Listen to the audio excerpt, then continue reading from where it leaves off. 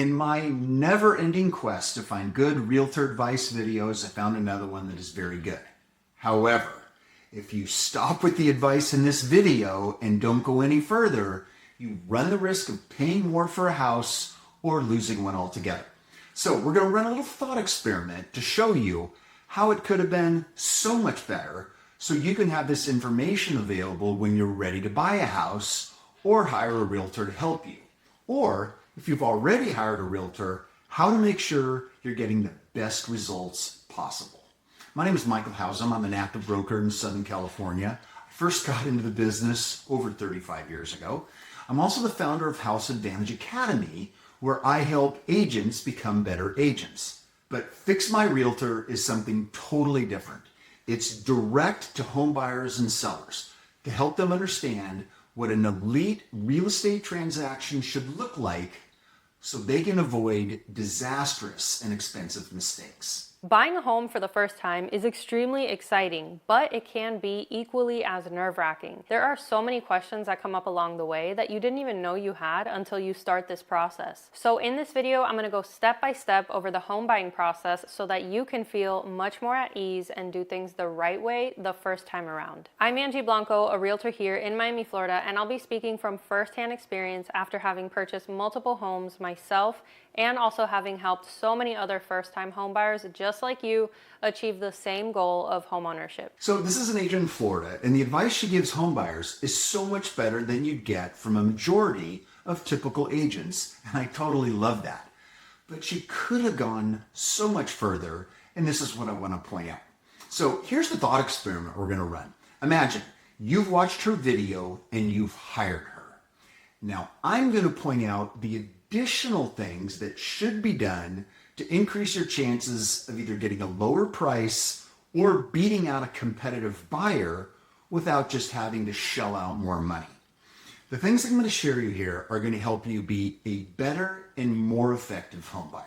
Step one, this is to know your budget. And by this, I don't mean how much money a bank will approve you for. I mean, how much can you realistically and comfortably afford on a housing payment each and every month in your current situation with your current income and your current bills. Whether it's $2,000 or $10,000, it's your personal number that you know you'll be able to pay. So step one is just fine. It's incredibly important to understand how much you want to spend on a monthly basis. One thing though is on the budget, there's actually two pieces, right? You've got monthly payment affordability, part of the budget. The other part of it is how much money you want to put into the transaction. You have to figure out both of those parts. Step two is to find a real estate agent. This is going to be one of the most important things you do during this entire process because as a first-time homebuyer, you simply don't know what you don't know. And the real estate agent is basically going to be your guide during this whole process and the entire transaction, all the way up to a successful closing. When interviewing an agent, however you go about finding them, you want to quickly get them to explain to you why you should hire them. The whole point of the interview is to understand their case for hiring them. So go ahead and ask it right up front. Why should I hire you? A high-level agent should have a super quick and impactful answer to this question. You're looking for clear, specific things that directly address your primary concern, not things about them. You want to hear something like, I'm going to show you X number of unique strategies that are going to help you save Y dollars in buying a home, or something like that. Quite frankly, if an agent talks about themselves and their experience and all that stuff, whatever, that's fine. But they need to get to the results that they're going to get for you and why those results are better with them than you're going to get with anyone else. Nowhere in this video does she specifically explain why a buyer should choose her. Frankly, most agents don't have a good answer to a question like that. Or if they do, it's kind of just about them and not really focused on the client's outcome. And I get it. In this video, the whole presentation is kind of a general evergreen advice to buyers. She still could have identified that a statement like this is important to look for in an agent and then given her own version as an example. The reality is, if an agent cannot quickly answer this question and do so in a way that makes complete sense to you about what they're going to do to get you what you need and want, you need to cut bait and end the meeting. You'll need to find a better agent. Step 3 is getting pre-approved for a mortgage. Some people think that this step comes before finding an agent, but I would argue otherwise because, like I previously mentioned, your agent will basically be your guide throughout this entire process. And although it's completely up to you which bank or mortgage broker you decide to get pre-approved with and work with, your realtor 9 times out of 10 will have a close relationship with a mortgage broker or a lender that will help them and their client, which in this case would be you, much better and faster than if you were to just go to some random bank that doesn't already have a relationship with you. Okay, step 3, this is an area where there are a handful of additional things that are needed that could have been a lot better. Firstly, she should have discussed the distinction between a fully underwritten conditional loan approval and a mere pre-approval. In my experience, not only do many agents not understand the difference, neither do most buyers. So explaining this is an important distinction. A typical pre-approval is the lender's opinion of the likelihood that you're going to get a loan approval in the future. I think that Tom and Sally will be fully qualified to get a loan of whatever, okay? It's talking about a future event.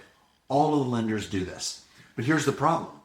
Every single experienced listing agent has a story about how a sale went totally sideways despite having a nice pre-approval letter because something unexpected came up. A fully underwritten conditional loan approval, on the other hand, isn't an opinion about the potential of a loan approval in the future, but it's when the underwriter, the person whose signature actually releases the funds, goes through all the pages of the big, thick loan file and renders an official opinion. So it's not talking about a future loan approval. It is a loan approval. Totally different things. A good agent is not only going to understand this, but they will understand how to use it as a tool with a potential listing agent so they can communicate all the work that you've done ahead of time, way before an offer is ever written. And what this is going to do is communicate certainty to a seller. You can basically say, look, you're not going to have to wonder if our loan is going to get approved or if there's a surprise lurking out there somewhere because the approval's already done. Most lenders don't offer these things, and many of them are even going to try to talk you out of needing one. If your lender or the lender that the agent refers you to doesn't offer a conditional loan approval, you absolutely need to find a new lender. This point here also in this discussion with her is where she should have brought up what I call buyer staging. It's a strategic and unique things that are done way in advance with the agent before you find the right home, and it's all about positioning you with the seller as their favorite potential buyer. Let me explain it like this. You know what home staging is, right? That's when a seller sets up the house to make it super attractive to a potential buyer in order to get them to pay more money for it, right? The idea of buyer staging completely flips that on its head. It sets you and your agent up to be super attractive to a seller and their agent in order to get them to be willing to take less for the house. In fact, this concept is so important, buyer staging. I did an entire video about it, and there's going to be a link here at the end of this one where you can watch that. And then the third and final aspect she misses here about the mortgage approval is how important it is to get as large of an approval number as possible. She does kind of mention that a buyer doesn't necessarily need to go way out to the end of what they could qualify for. And of course, that makes a ton of sense. But she misses a really strong point here. The bigger the difference between your budget number and your approval number, the better it is. The more financial strength that you can communicate to a listing agent or a seller, the more attractive you're going to be. You see, a listing agent and a seller, they're not just evaluating your offer in terms of the price and everything else, but they're also trying to think about potential problems and anticipate them And that's how this strategy is going to help. For example, just this week, I got a conditional loan approval for clients of mine, Jason and Amy. It had a purchase price number that was 50% higher than their own spending budget. Now that's a huge difference, but it's exactly what I wanted. This is going to allow me to present them to a potential seller as a dream buyer, and that's also going to give me increased negotiating leverage. Now, the best version of this is several years ago. It was the ultimate. I had buyers that were hunting for homes that were looking at 1/4 the amount they could actually afford, right? They were super conservative. So when we presented the offer to the seller, the listing agent noted the approval that we had for them and the purchase price, and he said, wait a second, these guys could buy 4 of these houses. And I said, yeah, they could, which is why your client is the luckiest seller in the entire county right now. Sign this offer.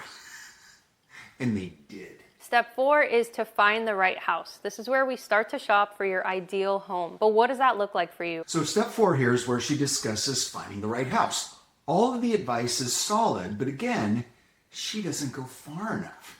There should be a part of your agent's homebuyer program that is a system to help you look at your market niche, the specific range and areas that you're looking at as a market in and of itself.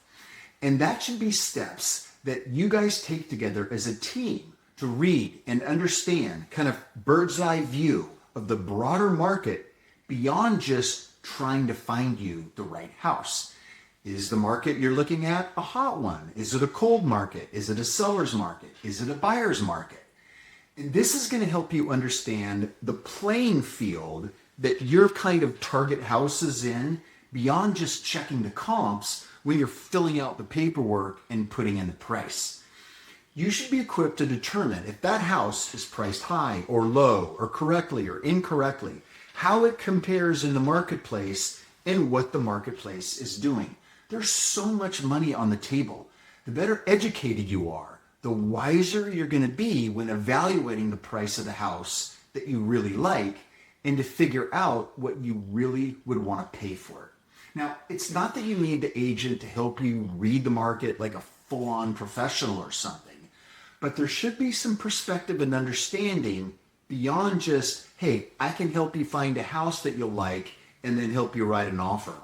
Step 5 would be make an offer and negotiate. So once you found the one, and trust me, you will know when you see it, your realtor will help you prepare a competitive offer to give you the best chance of getting it accepted. We'll look at various things like recent closed sales in the area, which will tell us if their asking price is fair and if we should consider offering that or something different. We'll also look at how long the property's been sitting on the market for. The longer it's been, typically the more motivated the seller is to possibly sell at a lower price. And we'll look at the activity on the home, like if there's been a lot of showings or interest or even multiple offers on it. These are all great ways to determine what a fair and competitive offer would be, which your realtor would do for you. And included in the offer, again, step 5, lots of areas for improvement. A competitive offer is great, but with a little bit of extra insight and knowledge, you can elevate that to a superior offer that's going to put you on a completely different level than the average agent is going to bring. Again, I did an entire video on the importance of an exercise that I call practicing the contract. I'll link that for you here in the end.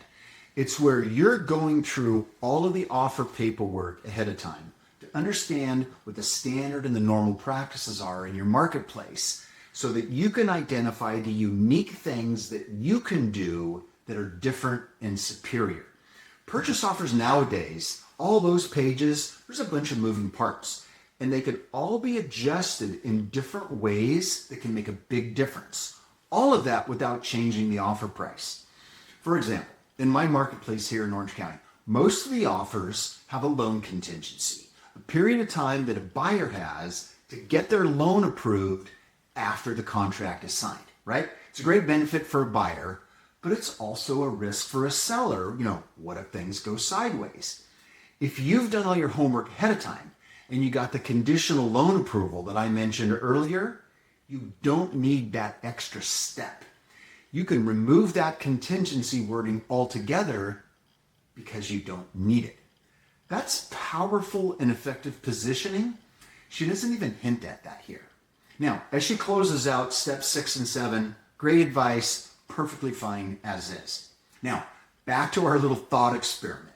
If you had followed my advice and added these additional thoughts and ideas, your awareness would be higher, your positioning would be better than what she was bringing to the table.